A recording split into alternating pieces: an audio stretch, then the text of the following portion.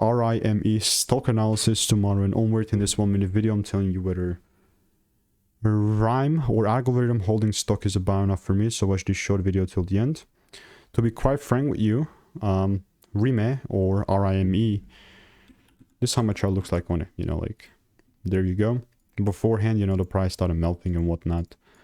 And then I got a +4RW on the short side. That's a short sell.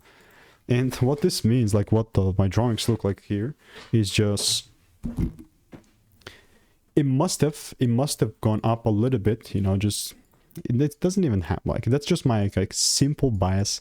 But this is the range that we're in right now, and as long as the price moves up, shows me a double break, then and only then I'm going to take things low. Other than that, I'm just not going to short it, you know. So let me know what is your opinion, and if you want to make more money trading in a simple way, click the first link in the description. It is a free newsletter. Goodbye and enjoy.